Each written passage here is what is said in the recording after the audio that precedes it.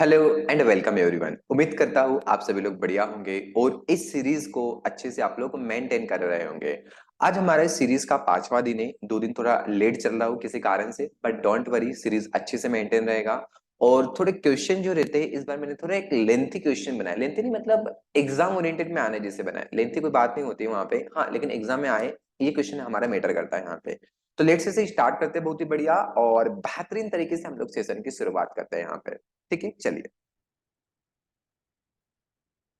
तो आज का सेशन का हमारा जब हम स्टार्ट करेंगे तो एक मोटिवेशन, एक पॉजिटिव स्पिरिट के साथ हम लोग सेशन की शुरुआत करते हैं। बहुत ही बढ़िया और बेहतरीन तरीके से हम लोग सेशन की शुरुआत करते हैं यहाँ पे, है ना। आज सीरीज का हमारा कौन सा डे है? आज हमारा 5वां लेक्चर है हमारा, है ना। आज हमारा कौन सा लेक्चर है? 5वां लेक्चर है। इसको हम लोग स्टार्ट करते हैं बहुत ही बढ़िया और एक मोटिवेशन पॉजिटिव स्पिरिट के साथ हम लोग सेशन की शुरुआत करते हैं। देखो क्या बोलना चाह रहा है कि हार तो वो सबक है जो आपको बेहतर होने का मौका देती है ना।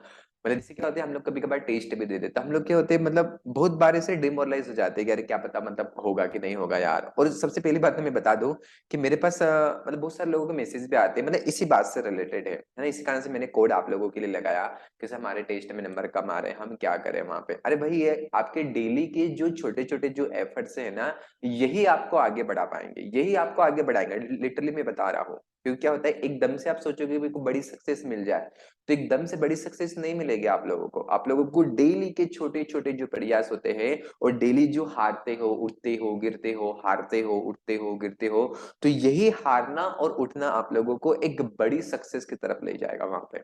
तो डटे रहिए, अच्छे से डटे रहिए और एकदम डेडिकेशन के साथ एकदम बहुत ही बढ़िया और बेहतरीन से अपने प्रिपरेशन को मतलब बनाए रखिए यहाँ पे, है ना। तो हार एक सबक है जो हमको क्या करता है, एक बेहतर बनाने का प्रयास करता है यहाँ पे। चलिए, बहुत ही बढ़िया। तो आज के सेशन का हमारा फर्स्ट नंबर क्वेश्चन, ये मैं आप लोगों को बता चुका था ऑलरेडी। कमेंट में काफी लोगों ने इसका राइट आंसर भी यहाँ पे दिया था। इसका राइट आंसर जो बनेगा यहाँ पे क्या बनेगा? हाइड्रोजन सल्फाइड हमारा यहाँ पे राइट आंसर यहाँ पे बनेगा।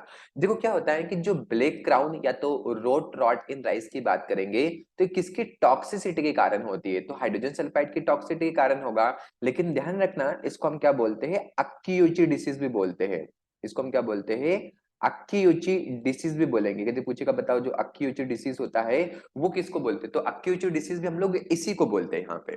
ठीक है, तो ध्यान रखना, अक्यूच्यूट डिसीज एक प्रकार से राइस का डिसीज ही होता है यहाँ पे। और ये हाइड्रोजन सल्फाइड की अधिकता के कारण और क्या होता है, आयरन की डिफिशियंसी के कारण होता है। इस बात को भी ध्यान रखना, डिफिशियंसी भी ध्यान रखना कि आयरन की डिफिशियंसी और हाइड्रोजन सल्फाइड की टॉक्सिटी कारण होता है।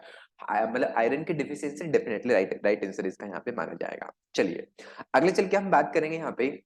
नेक्स्ट होगा कोगन ग्रास, जिसको हम क्या बोलते हैं? Imperata cylindrica. कोगन ग्रास का वर्टिकल नेम क्या होगा? Imperata cylindrica is the weed. ये क्या है? एक प्रकार से वीड होगा। Of which crop a traditional medicine use empirical for nephritics fever and hypertension. मतलब इसके लिए स्पेशली यूज किया जाएगा यहाँ पे।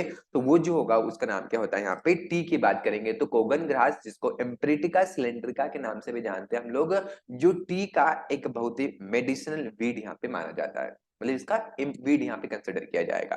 अब देखो, जैसे हम टी की बात करें तो टी में अलग अलग मेथड होगी, जैसे आपको बताया भी था कि एक सीटीसी मेथड होगी। सीटीसी की बात करेंगे तो सीटीसी का मतलब क्या होता है? कट, टीयर और क्या होता है? कर्ल होता है। कभी कभार ये भी पूछ लिया जाता है कि कट, टीयर, कर्ल जो होता है किसमें यूज किया जाता है, या तो सीटीसी पूछा जाता है कि सीटीसी किसके मेथड होते हैं। तो किसके मेथड होती है? स्पेशली टी के लिए होता है। तो जैसे हम क्या करते हैं, एक लाइट पूर्निंग करते हैं और एक क्या होते हैं? स्ट्रॉन्ग पूर्निंग करते हैं। तो जब पूर्निंग करते हैं वहां पे तो उसको हम क्या बोलते हैं? सीटीसी मेथड के अंतर्गत आता है। और जब लाइट पूर्निंग हम कर देंगे तो किसके अंतर्गत आता है? ऑर्थोडॉक्स के अंतर्गत आएगा। तो light straight in T Orthodox, और सीटीसी जो होगा किसके अंतर्गत आएगा? स्ट्रॉन्ग के अंतर्गत। आप लोग इसको ध्यान रखना। अब देखो आगे चल के मैं यहाँ पे बात करूं कि जो sprinkle irrigation is most in common T. Sprinkle irrigation most common रहेगा जो किसमें यूज की जाएगी? टी क्रॉप में ही यहाँ पे यूज की जाती है। और स्प्रिंकल के साथ ये भी ध्यान रखना कि स्प्रिंकल का सबसे ज्यादा जो यूज किया जाएगा वो कौन से एरिया में किया जाता है? तो कौन से एरिया में किया जाएगा? अंडुलेटिंग एरिया में किया जाएगा। कौन से एरिया में किया जाएगा? अंडुलेटिंग। अंडुलेटिंग कैसा होता है? ऐसा होता है जो उबड़ खाबड़ होता है, या तो जिसको हम क्या बोलते हैं? सेलो भी बोलते हैं यहाँ पे। इसको हम क्या बोलते हैं, सेलो भी बोलेंगे यहाँ पे। तो सेलो या तो अंडुलेटिंग एरिया में जो इसका उपयोग किया जाएगा, यहाँ पे स्प्रिंकल इरिगेशन का ही उपयोग किया जाता है। एक बात और ध्यान रखना है कि जो स्प्रिंकल इरिगेशन होगा, इसमें जो प्रेशर लगता है वो प्रेशर कितना लगेगा, तो 2.5 से कितना लगेगा, 4.5 किलोग्राम प्रति वर्ग मीटर के हिसाब से क्या लगेगा, इतना इसका यहाँ पे प्रेशर यहाँ पे लगता है। यदि पूछेगा कि बताओ टी रिसर्च सेंटर कहाँ पे होता है, तो टी जो रिसर्च सेंटर होगा ये कहाँ पे होता है, मतलब असम के अंतर्गत ही होगा, लेकिन वहां पे प्लेस है जिसका नाम क्या होता है, टोकलाई होगा। तो टोकलाई टी रिसर्च इंस्टीट्यूट जो स्टेबलाइज्ड हुआ था 1911 में, इसको स्टेबलाइज्ड यहाँ पे किया गया था। टी में यदि मैं बात करूंगा कि बताओ जो अरोमा जो कंटेन होता है वो किस कारण से होता है, तो टी में अरोमा जो कंटेन होगा वो किस कारण से होता है, थियोल के कारण होगा। Compound responsible for colour of T, T के कलर के लिए कौन सा कंपाउंड होगा, तो थिया फ्लेविस होगा, और कौन सा होता है यहाँ पे, थिया रेफ्यूजिनिस होगा। इन दोनों को आप लोग यहाँ पे ध्यान रखना, दोनों अलग अलग कंपाउंड है यहाँ पे, काफी इंपॉर्टेंट, इस कंपाउंड को जरूर ध्यान रखना। बाकी थियोल को भी एक बार देख लेना कि थियोल जो होता है उसके अरोमा के लिए क्या माने जाएंगे, रिस्पॉन्सिबल यहाँ पे माना जाता है। आई होप सभी लोग बात यहाँ पे समझ गए होंगे। यहाँ पे अगले क्वेश्चन की तरफ हम लोग बढ़ जाते हैं। यहाँ पे देखो दो स्पेस होते हैं हमारे पास, एक ओपन एरिया होगा और एक क्या होता है यहाँ पे, कवर्ड एरिया होगा यहाँ पे। तो क्या बोल रहा है यहाँ पे कि how much open area floor space is required पर एनिमल फॉर बफेलो, बफेलो के लिए पूछ रहा है यहाँ पे, बफेलो बफेलो के लिए कितना होगा, वो भी कौन सा पूछा है, ओपन एरिया पूछा है यहाँ पे। तो राइट आंसर स्टॉप करके आप लगाइए, पॉज कीजिए वीडियो को, फिर आप लोग यहाँ पे बढ़िया सा आंसर लगाइए। तो राइट आंसर यहाँ पे पूछा है, तो राइट आंसर हमारा क्या बनेगा, 8 मीटर स्क्वायर यहाँ पे बनेगा। इसको देखिए यहाँ पे दो मैंने लगाए हैं, एक कवर्ड एरिया और एक क्या मैंने लगाया यहाँ पे, ओपन एरिया यहाँ पे लगाए, दोनों अलग अलग बताए, एक कवर्ड एरिया का अलग होता है और ओपन एरिया दोनों अलग अलग होंगे यहाँ पे।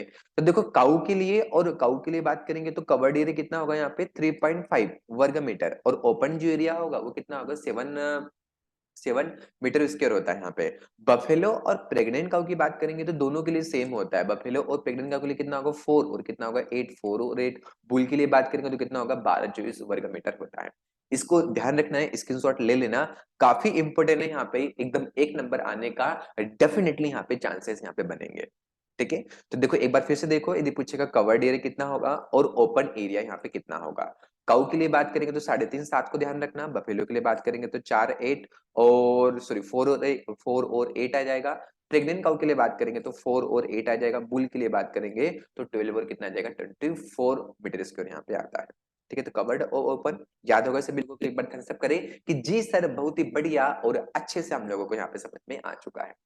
चलिए अगले क्वेश्चन की तरफ हम लोग बढ़ते हैं। यहाँ पे देखो जब भी सेशन अच्छा लगे ना तो डेफिनेटली वहां पे थम्स अप दबाया करें, वहां पे ना थम्स अप मतलब लाइक का बटन, लाइक का बटन, या तो फिर अपने अटेंडेंस में बोलता है कि उसी को आप अटेंडेंस दिया करें। तो वहां पे जब भी आए तो अपनी अटेंडेंस लगाया करें कि जी सर हमने बहुत ही बढ़िया और अच्छे से हमने अटेंडेंस वहां पे दे दी है यहाँ पे।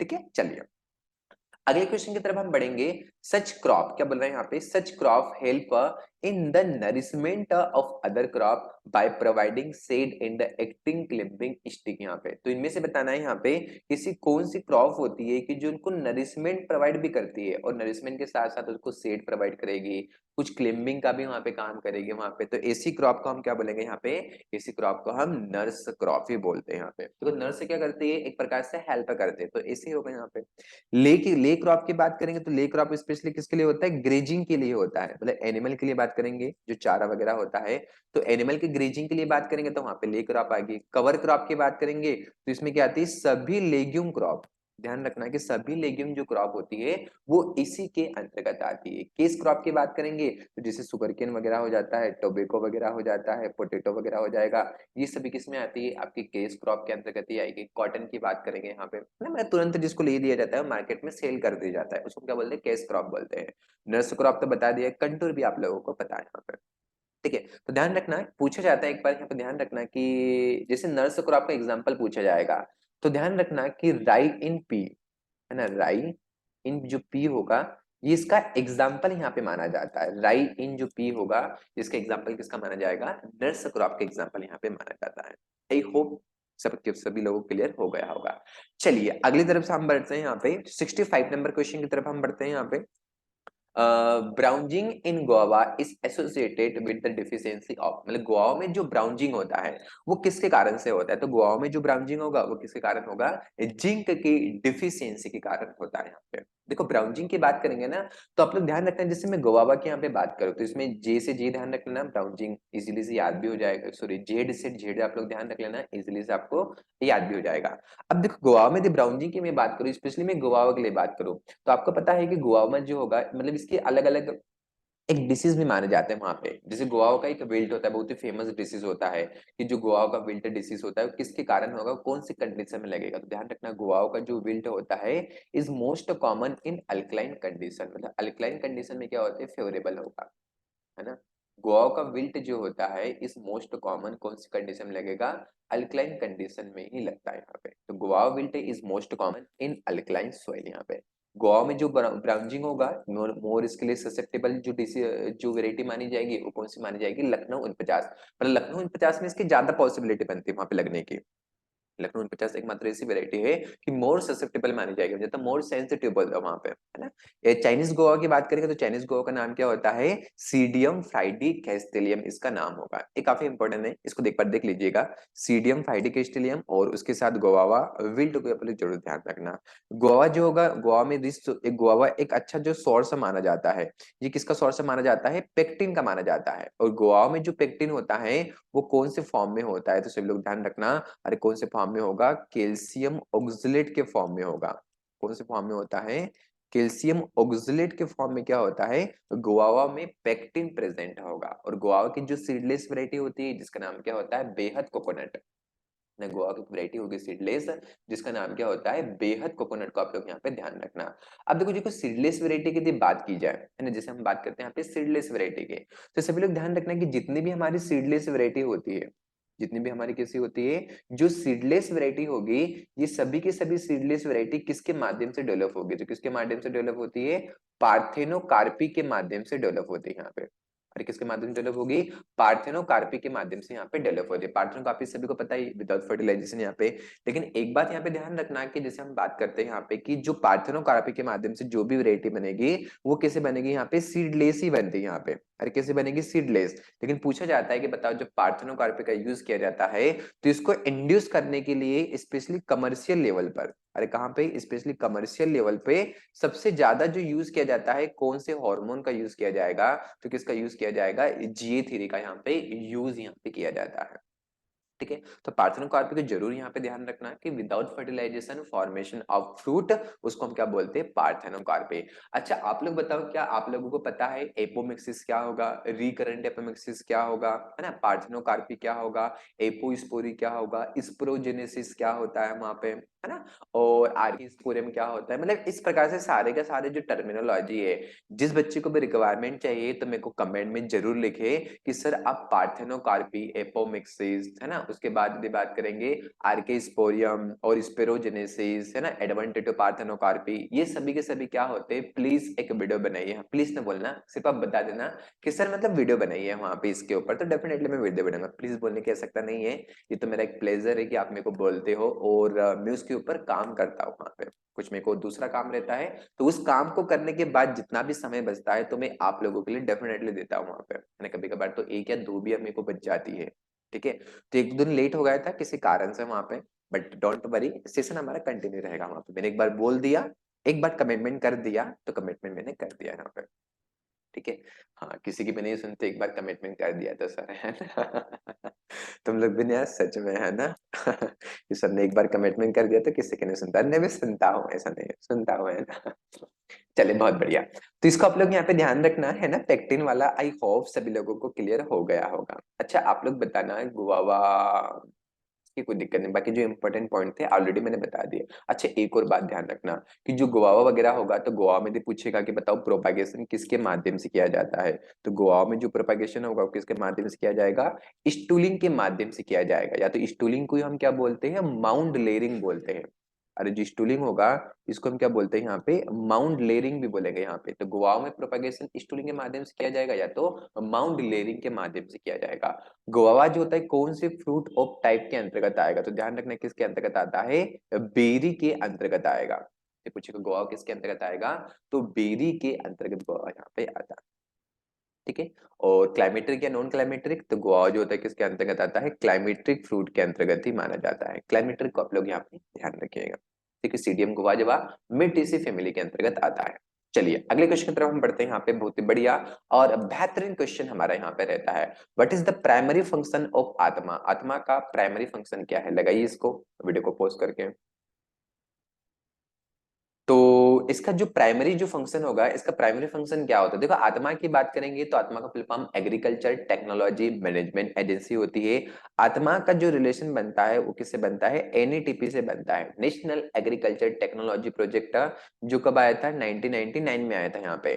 तो आत्मा जो आया था, आपको पता है हमारी आत्मा कितने तत्वों से मिलकर बनी होती है? भाई हमारी आत्मा भी 5 तत्वों से मिलकर बनी होती है। तो ये आत्मा भी कब आया था? 2005 में ही आया था। अरे ये आत्मा भी कब आया था? 2005 के समथिंग आया था। तो आत्मा से आत्मा ध्यान रख लेना, ठीक है, लेकिन ये आत्मा हमारी दूसरी है, हमारी आत्मा नहीं है, ठीक है। चलिए, तो देखो यहाँ पे भी बात करेंगे कि आत्मा का जो मेन फंक्शन होगा क्या होगा? रिसर्च एंड डेवलपमेंट के अंतर्गत होगा, selling and technology, helping technology companies, या डिसिमिनेशन। डिसिमिनेशन का मतलब क्या होता है? नॉलेज को एक प्रकार से फैलाना वहां पे, या तो all of this right answer बनेगा। क्या यहाँ पे राइट आंसर हमारा बनना चाहिए? राइट आंसर जो हमारा बनेगा ऑप्शन नंबर जो डी होगा, कि जो भी नॉलेज वगैरह होता है, जो भी टेक्नोलॉजी वगैरह होती है, उसको किस प्रकार से हम डिसिमिनेशन कर रहे हैं, जो भी टेक्नोलॉजी वगैरह मतलब किस प्रकार से उसको हम स्प्रेड कर रहे हैं यहाँ पे, है ना। तो इस बात को ध्यान रखना है, डिसिमिनेशन ऑफ टेक्नोलॉजी जो आत्मा का एक प्राइमरी इसका फंक्शन होता है, कि जो भी रिसर्च हुई है ना, जो भी रिसर्च वगैरह हुई है, तो उसको जो भी टेक्नोलॉजी वगैरह है उसको ज्यादा से ज्यादा क्या किया जाए, उसको स्प्रेड किया जाए वहां पे। तो ये आत्मा का प्राइमरी रोल यहाँ पे बनता है, ठीक है। बाकी ये भी ध्यान रखना आत्मा का रिलेशन किससे बनता है, तो किससे बनता है? अभी मैंने बताया था किससे बनाया था, एनएटीपी से बताया था, है ना, नेशनल एग्रीकल्चर टेक्नोलॉजी प्रोजेक्ट। चलिए अगले क्वेश्चन की तरफ हम बढ़ेंगे। कृषि विज्ञान केंद्र केवीके जो होगा, है ना, are one of the largest network for scientific dissemination of agricultural technologies to the end user, financial supported by, मतलब फाइनेंशियल जो सपोर्टेड दे रहा है, वो फाइनेंशियल सपोर्टेड वहां पे किसको दे रहा है, मतलब इसको प्रोवाइड कौन कराएगा यहाँ पे? The ministry of agriculture and farmer welfare के द्वारा, आईवीआरए के द्वारा, आईआरए के द्वारा, स्टेट गवर्नमेंट, या फिर आईसीआर। तो राइट आंसर हमारा जो बनेगा वो क्या बनता है? आईसीआर ही बनता है।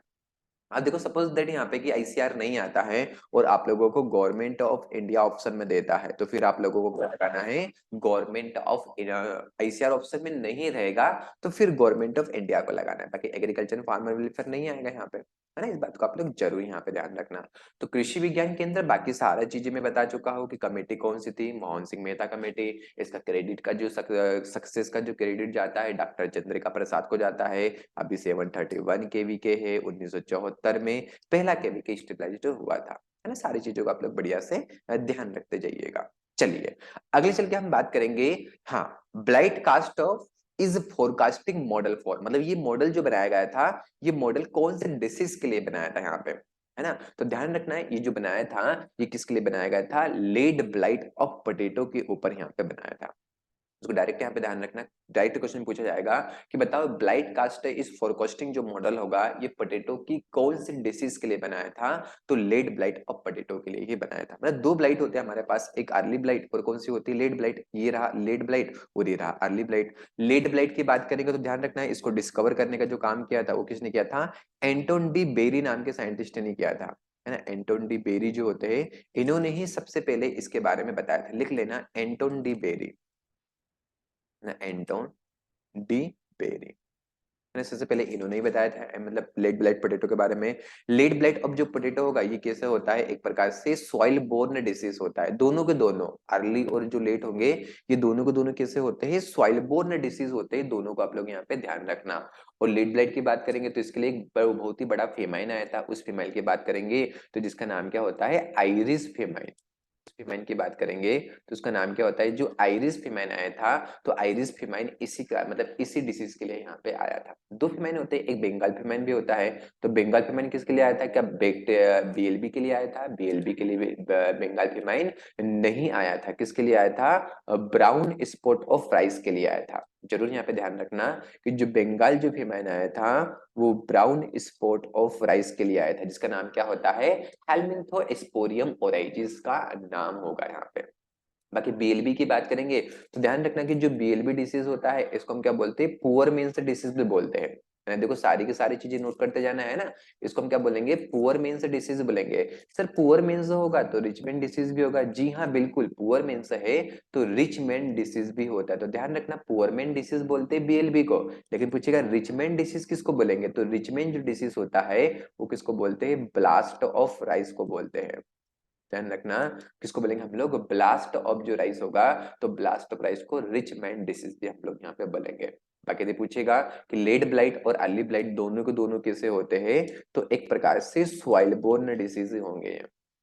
ठीक है, तो आई होप सभी लोगों को इतनी सारी चीजें आप लोगों ने बढ़िया सा नोट भी कर लिया होगा और अच्छे से रिवीजन भी होते जा रहा है। चलिए अगले क्वेश्चन की तरफ बात करेंगे। The rhizosphere effect can be quantitatively represent. अब देखो राइजोस्फीयर जो होगा इसको शॉर्ट फॉर्म में किससे दर्शाते हैं, आरएस रेशियो से दर्शाते हैं। और आरएस रेशियो क्या होता है, जब एक से मोर देन होता है, ध्यान रखना आरएस रेशियो जब एक से मोर देन होगा तो ये कैसा माना जाता है, यहाँ पे बेनिफिट माना जाता है।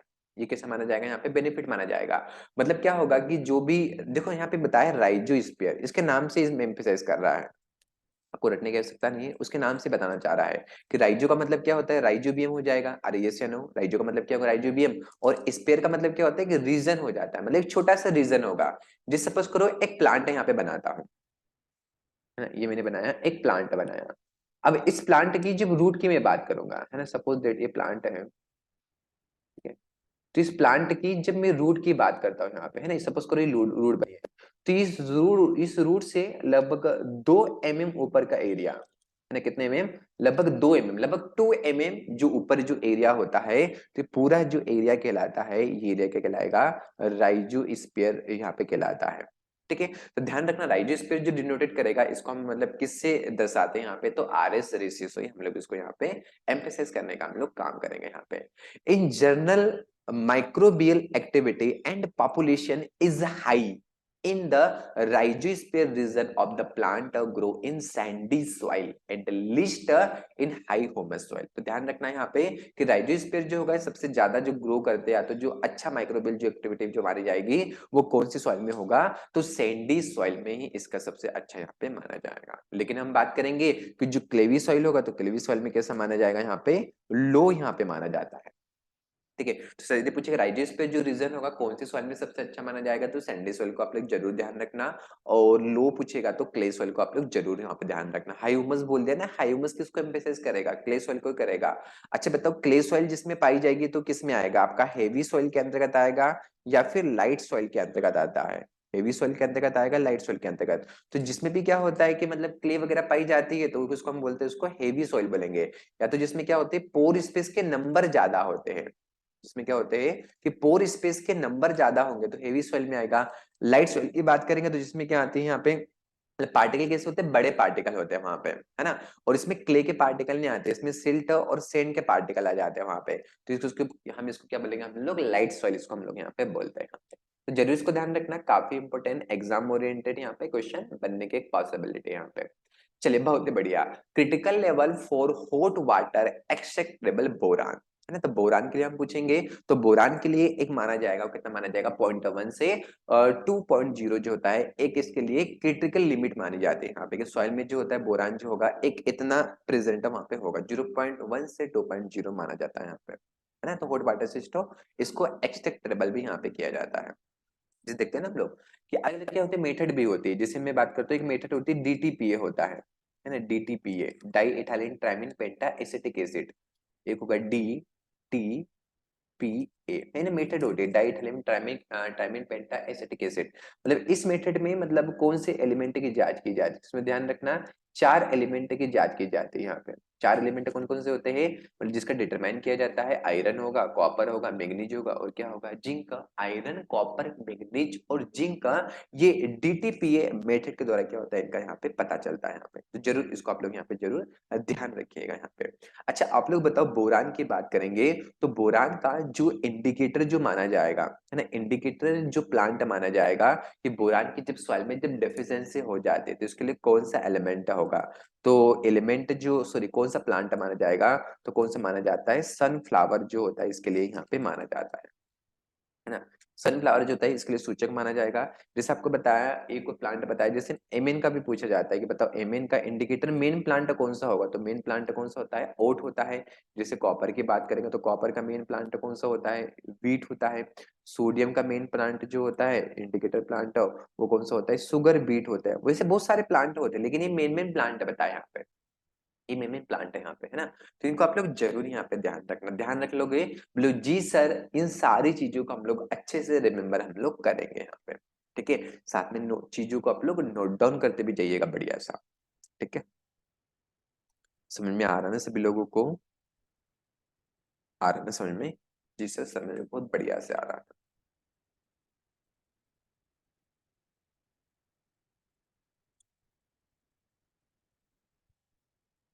चलिए, चलिए आगे चलते हैं हम लोग, है ना। क्वेश्चन नंबर 71 की तरफ हम लोग बढ़ते हैं। The type of recurrent selection that use heterozygous tester, मतलब ऐसा कौन सा रिकरेंट सिलेक्शन का टाइप होगा कि जिसमें हेटेरोजाइगस टेस्टर का यूज किया जाता है यहाँ पे। अब हेटेरोजाइगस जो टेस्टर का यूज किया जाएगा, देखो बताए हेटेरो की बात करेंगे तो हेटेरो का मतलब क्या आ जाएगा, सबसे पहली बात डिफरेंट डिफरेंट निकल आ जाएंगे। मेरी बात ध्यान समझना कि हेटेरो का मतलब क्या हो जाएगा, पूरी तरीके से डिफरेंट डिफरेंट निकल आ जाएंगे, डिफरेंट डिफरेंट मतलब पूरी तरीके से अलग होंगे वहां पे। जब अलग होगा तो आप लोग बताओ सेल्फ को, सेल्फ पॉलिनेशन को रिप्रेजेंट करेगा या फिर क्रॉस को करेगा, तो डेफिनेटली ये किसको करेगा, क्रॉस पॉलिनेशन को रिप्रेजेंट करेगा यहाँ पे। तो जब क्रॉस पॉलिनेशन की बात करेंगे तो यहाँ पे क्या आता है, जर्नल के अंतर्गत चले जाएगा। ये किसके अंतर्गत चले जाएगा, जर्नल के अंतर्गत चले जाएगा। जैसे सेल्फ की बात करेंगे तो सेल्फ पॉलिनेशन ये किसके अंतर्गत चला जाएगा, स्पेसिफिक के अंतर्गत चलेगा, मतलब ये क्या एक प्रकार से स्पेसिफिक होता है यहाँ पे, है ना, इस प्रकार से। तो यहाँ पे जो लिखा है ना आपका रिकरेंट सिलेक्शन, रिकरेंट सिलेक्शन का मतलब क्या होता है, बार बार सिलेक्शन करना, बार बार वहां पे क्रॉस करते जाना, बार बार क्रॉस करते जाना, मतलब एक बार सिलेक्शन करना फिर क्रॉस करना, एक बार सिलेक्शन करना फिर क्रॉस करना वहां पे, है ना। तो ऐसे हम बात करेंगे। एससी का मतलब होता है स्पेसिफिक कंबाइन एबिलिटी, तो स्पेसिफिक कंबाइन एबिलिटी में सेल्फ पॉलिनेशन, मतलब इसमें जो टेस्टर हम यूज करेंगे, यदि इसमें हम टेस्टर यूज करना चाहें तो इसमें कौन सा टेस्टर यूज होगा हमारा, होमोजाइगस टेस्टर यूज होगा। और जनरल कंबाइंड एबिलिटी की बात करेंगे तो इसमें कौन सा टेस्टर यूज होगा, इसमें हेटेरोजाइगस टेस्टर का यूज किया जाता है। तो राइट आंसर ऑप्शन नंबर जो बी होगा, मोस्ट अप्रोप्रिएट आंसर यहाँ पे माना जाएगा। ठीक है, तो क्लास में मैंने आप लोगों को बताया था, है ना, आई थिंक काफी लोगों ने क्लास मेरा देखा भी यहाँ पे, जिन बच्चों ने क्लास नहीं लिया है लेकिन हल्का सा थोड़ा सा आप देख लीजिए यहाँ पे। जैसे आता है रिकरेंट सिलेक्शन अलग अलग टाइप से होते हैं, उसमें एक आता है जनरल कंबाइंड एबिलिटी वाला भी आता है ना। जिसको जरूर ध्यान रखना, काफी इंपोर्टेंट है यहाँ पे। जनरल की बात करेंगे, जनरल मतलब क्या हो जाएगा, सबसे पहली बात ध्यान रखो, जनरल मतलब क्या होगा, किधर भी हम टेस्टर, कोई सा भी टेस्टर हम यहाँ पे लगा सकते हैं, मतलब क्रॉस पॉलिनेशन हम कर सकेंगे। अब जब क्रॉस की बात करेंगे तो क्रॉस के लिए आप बताओ होमोजाइगस यूज करोगे या फिर हेटेरोजाइगस यूज करोगे, तो क्रॉस के लिए क्या यूज करना पड़ेगा आप लोगों को, हेटेरोजाइगस। तो यहाँ पे जो टेस्टर का यूज किया जाएगा वो हेटेरोजाइगस टेस्टर का ही यूज किया जाएगा। A form of recurrent selection used to improve the general combined ability, general combined ability को जब इंप्रूव करना लेता है वहां पे, of a population for a character and includes heterozygous tester, इसी को हम बोलते हैं यहाँ पे recurrent selection general combined ability वहां पे। ठीक है, इसके बारे में जेनकिस नाम के साइंटिस्ट ने बताया था, एक बार इसको देख लेना यहाँ पे। और उसके बाद यदि मैं बात करूं, this method is used for genetic improvement, quantitative दे दिया, देखो क्वालिटेटिव नहीं दिया। यदि क्वालिटेटिव वहां पे देता तो मतलब क्वालिटेटिव में फिर आप क्या लगाते, जैसे मैंने आपको दिया क्वालिटेटिव, है ना, जैसे मैंने आपको बताया क्वालिटेटिव, तो क्वालिटेटिव दे दिया ना, मतलब क्वालिटेटिव दे दिया, एक क्वालिटी वहां पे दे दी, तो वहां पे क्या आता आपका स्पेसिफिक आ जाता। लेकिन क्या होगा कि जब क्वांटिटेटिव आ जाती मात्रा, मतलब बहुत ज्यादा मात्रा, तो वो किस में आ जाएगा, आपका हेटेरोजाइगस के अंतर्गत आएगा यहाँ पे।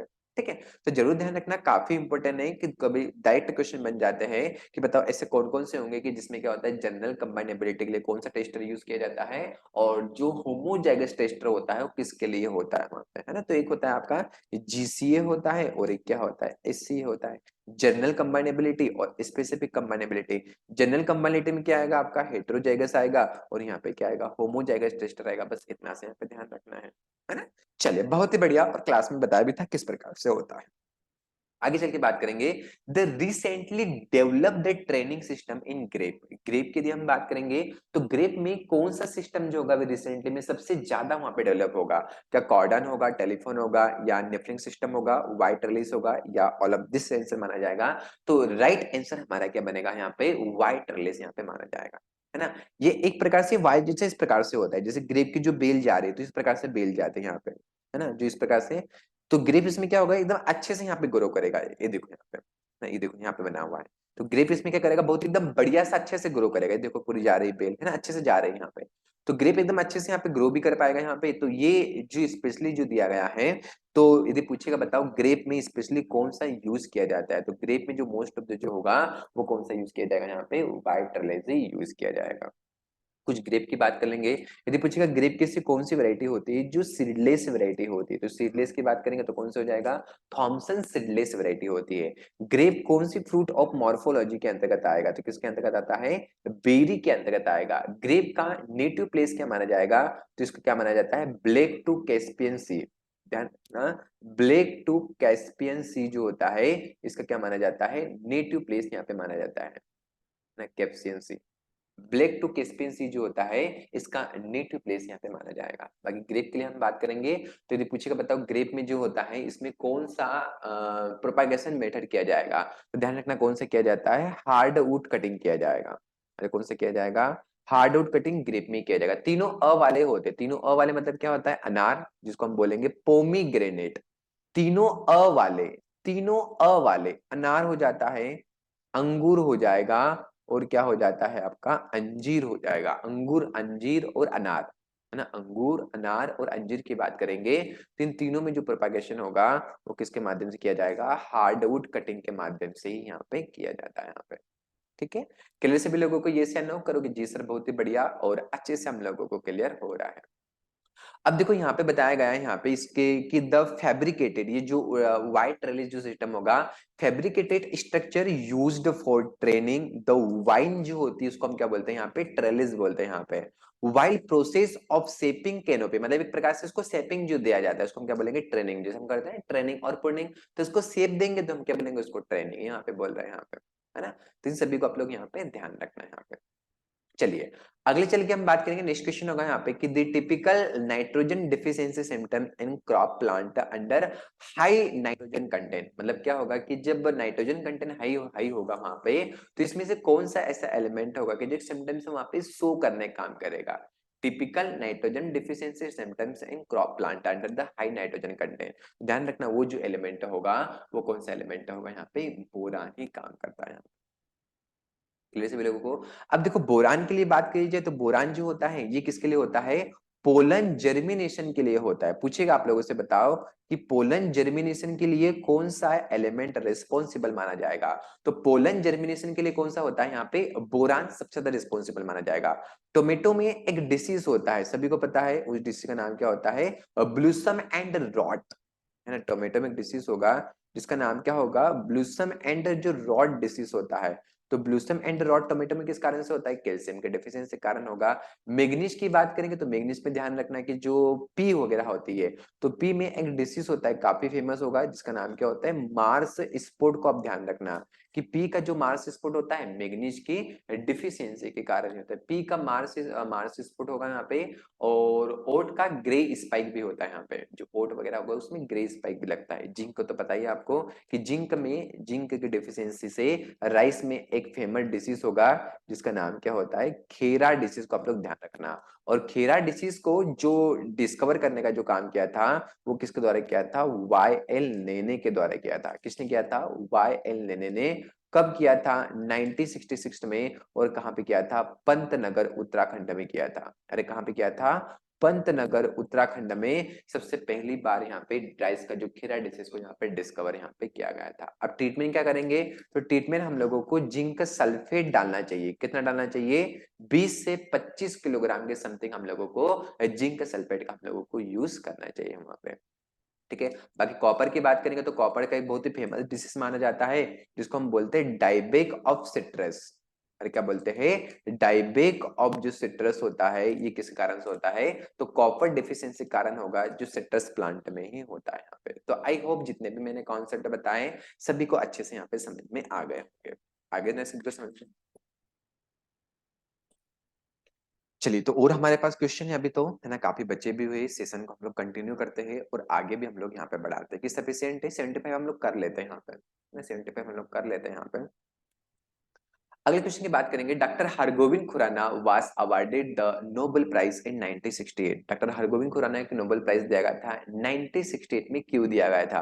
क्योंकि उन्होंने क्या किया था कि लैब में डीएनए का आर्टिफिशियल रूप से क्या किया था, सिंथेसिस किया था, और उसको जेनेटिक कोड भी वहां पे दिए थे। तो राइट आंसर हमारा बनेगा ऑप्शन नंबर सी बनेगा, genetic code and in vitro synthesis of DNA यहाँ पे। ठीक है, तो हरगोविंद खुराना को नोबेल प्राइज मिला था। म्यूटेशन के लिए हम बात करेंगे, एक्चुअली म्यूटेशन होता है क्या है? Mutation is refer to sudden heritable. जैसे आपने देखा होगा म्यूटेशन को, मतलब किसी आपने देखा होगा किसी पर्सन को आपने देखा है कोई ऐसा पर्सन, एक मिनट रुकना,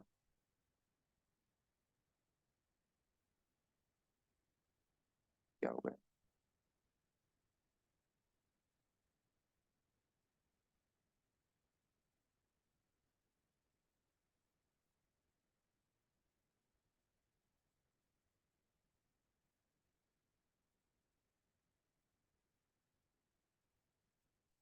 चलिए ठीक है सर। देखो, म्यूटेशन की बात करेंगे, म्यूटेशन क्या होगा? जैसे आपने म्यूटेशन को देखा होगा कि म्यूटेशन एक्चुअल में क्या होता है। म्यूटेशन में क्या होता है कि जैसे कोई डीएनए का सीक्वेंस वगैरह होता है ना, डीएनए का जो सीक्वेंस होता है ना, बताया भी था कि ए जो होगा, है ना, AGCT क्यों बजाते हो, AGCT क्यों बजाते हो?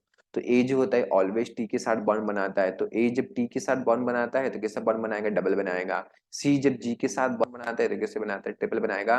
लेकिन अचानक क्या होता है, इनका कोडिंग जब चेंज हो जाता है, अचानक जब इनका कोडिंग चेंज हो जाता है, तो उसी को हम क्या बोलते हैं, म्यूटेशन बोलेंगे। जैसे देखा होगा किसी गर्ल्स को देखा होगा तो किसी बॉयज को देखा होगा कि जिसमें जो फिंगर रहती है, देखा है आप लोगों ने, जिसमें कितने 6 फिंगर होती है, तो 6 फिंगर किस कारण से है, म्यूटेशन के कारण आई है। जो आंखें दिख रही है, आंखें नॉर्मल कैसे होनी चाहिए, ब्लैक होना चाहिए, लेकिन आप लोगों ने देखा होगा कभी कभार ब्राउन भी दिखता है वहां पे, तो किसके कारण होता है, ब्राउन जो होता है वो भी म्यूटेशन के कारण ही यहाँ पे माना जाएगा, है ना। तो mutation is refer to sudden heritable, इसको जरूर ध्यान रखना है ना, कि sudden heritable change in the phenotype and individually, इसी को हम क्या बोलेंगे यहाँ पे, म्यूटेशन बोलेंगे। और म्यूटेशन के ऊपर एक साइंटिस्ट काम कर रहे थे जिनका नाम क्या था, हुगो डी ब्रिज, काम नहीं कर रहे थे, सबसे पहली बार देखा था, है ना। तो in plant mutation was first reported by Hugo D bridge, mutation को पहली बार रिपोर्ट करने का काम हुगो डी ब्रिज ने किया था। 19 में किया था ओनोथेरिया लेमार्कियाना, जिसको हम यूनिंग प्राइमरोस के नाम से भी जानते हैं। तो ध्यान रखना कि जो यूनिंग प्राइमरोस होगा, इसको ओनोथेरिया लेमार्कियाना इसका बॉटनिकल नेम होगा। तो इस प्लांट के ऊपर ये स्टडी यहाँ पे कर रहे थे, म्यूटेशन को सबसे पहली बार इसमें, मतलब इन्होंने इसके ऊपर यहाँ पे देखा था, है ना। और ये भी ध्यान रखना कि जो हुगोडी ब्रिज थे, मतलब जब मेंडल के लॉ को जब रीडिस्कवर किया गया था, तो उसमें से हुगोडी ब्रिज भी थे। तो हुगोडी ब्रिज के बारे में जो पूछा जाता है कि हुगोडी ब्रिज कौन से प्लांट के ऊपर काम कर रहे थे, तो ये यूनिंग प्राइमरोस पे काम कर रहे थे, जिसका नाम क्या होता है, अनोथेरिया लेमार्कियाना का। आप लोग जरूर यहाँ पे ध्यान रखना। लास्ट क्वेश्चन होगा यहाँ पे, इसका आंसर आप लोगों को कमेंट बॉक्स में देना है। बाकी ठीक है, हालांकि सेशन सफिशिएंट है कि the type of germ plasma which is frequently utilized breeders for their crop improvement program, है ना। आपको बताना है इसमें से कौन से ऐसा जर्म प्लाज्मा होगा कि क्रॉप इंप्रूवमेंट के लिए कोई भी ब्रीडर अपना प्रोग्राम चलाता है। जैसे मैं बताया TS वेंकटरमन, तो TS वेंकटरमन किसको बोलते हैं हम लोग, सुगर केन विजार्ड ब्रीडर बोलेंगे। मतलब इन्होंने कोई अपना प्रोग्राम जब इनिशिएटेड किया है यहाँ पे, तो जब प्रोग्राम इन्होंने अपना जब इनिशिएटेड यहाँ पे प्रोग्राम किया है यहाँ पे, तो इनमें से मतलब किसका सबसे ज्यादा उपयोग यहाँ पे कर रहे हैं, तो इसका आंसर आप लोगों को कमेंट में देना है। बाकी जब नेक्स्ट सेशन में मैं मिलूंगा, तो आप लोगों को सारे के सारे क्वेश्चन और भी बता दूंगा यहाँ पे, है ना। धीरे धीरे हम लोग करते जा रहे हैं यहाँ पे, आप लोग बताना यदि क्वेश्चन की ज्यादा डिमांड है तो मैं ज्यादा भी करवा सकता हूँ वहाँ पे, लेकिन अभी तो इनिशियली तो मैं थोड़ा थोड़ा करवाते जा रहा हूँ। ध्यान रखना 100 क्वेश्चन होगा, 100 क्वेश्चन जैसे मेरे कंप्लीट होंगे तो इसका सारा का सारा जो PPT वगैरह रहेगा, तो मैं किस पे डाल दूंगा, टेलीग्राम ग्रुप पे डाल दूंगा। ये टेलीग्राम ग्रुप पे अभी भी आप ज्वाइन नहीं हो, तो नीचे डिस्क्रिप्शन बॉक्स में मैंने लिंक दिया है, वहां से आप लोग बहुत ही बढ़िया से ज्वाइन कर लेना। आई होप सभी लोगों को सेशन अच्छा लगा होगा। यदि सेशन अच्छा लगता हो तो डेफिनेटली अपने दोस्तों को भी शेयर कीजिए वहां पे। भाई सेशन को देखिए, काफी इंपोर्टेंट यहाँ पे रहेगा, और लास्ट टाइम तक मैं बने रहूंगा आप लोगों के साथ। सारे के सारे क्वेश्चन लेंगे हम लोग, फिशरीज के भी लेंगे, एनिमल के भी लेंगे, अभी तो धीरे धीरे आते जा रहे हैं, है ना। सेशन अभी तो हमारा स्टार्ट हुआ है, ठीक है। तो thank you so much, till then take care, सभी लोगों को शुभ रात्रि, अच्छे से सेशन को देखिए, और यदि अच्छा लगता हो तो डेफिनेटली थम्स अप, मतलब अटेंडेंस देते जाइए। Thank you so much, see you again, मिलता हूँ आप लोगों को नेक्स्ट लेक्चर में, till then take care, thank you.